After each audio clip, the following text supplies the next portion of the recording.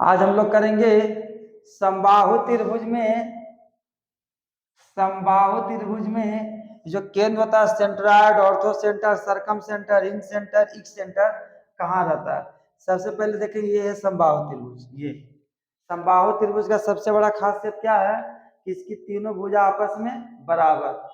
सम मतलब होता है बराबर, बाहु मतलब भुजा, जिसकी सभी भुजा आपस में बराबर हो उसे हम समबाहु त्रिभुज कहते हैं। इसका एक वीडियो बना हुआ आप देख सकते हैं। इसका तीनों कोण आपस में बराबर है, इसलिए इसका तीनों भुजा आपस में बराबर है, इसलिए इसका तीनों कोण भी आपस में बराबर है। छोटी छोटी बातों को सीख लेना चाहिए। तीनों कोण बराबर, अगर इसको हम मान लेते हैं थीटा तो ये भी हो जाएगा थीटा, तो ये भी हो जाएगा थीटा। मतलब तीनों एंगल को जोड़ेंगे तो थीटा प्लस थीटा में कितना होना चाहिए, 180 डिग्री।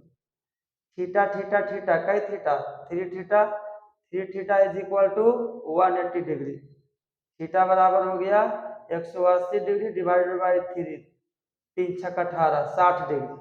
मतलब ये वाला कोण भी आएगा 60 डिग्री का, ये वाला कोण भी आएगा 60 डिग्री का, ये वाला भी कोण आएगा 60 डिग्री का। जय भुजा बराबर उतना ही कोण बराबर, तीनों भुजा बराबर तीनों कोण बराबर। हम बात इस पर नहीं, हमको बात करना है सेंट्रॉइड, ऑर्थो सेंटर, सरकम सेंटर, इन सेंटर, इक सेंटर।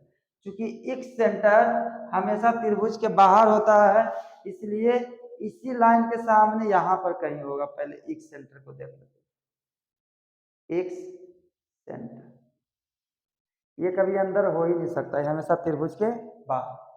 बाकी जो बचा सेंट्रॉइड, ऑर्थो सेंटर, सरकम सेंटर, इन सेंटर, चारों सेंटर समबाहु त्रिभुज में एक ही बिंदु पर होता है।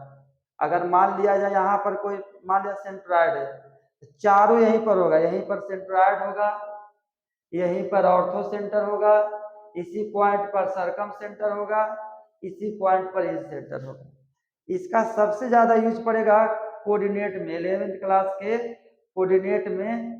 कि अगर आपको दे दिया, मान लिया जाए समबाहु त्रिभुज का सेंट्रॉइड, तो कहेगा ऑर्थो सेंटर निकालिए या सरकम सेंटर। सेम होता है, जो सेंट्रॉइड होगा वही ऑर्थो सेंटर होगा, वही सरकम सेंटर होगा, वही इन सेंटर होगा।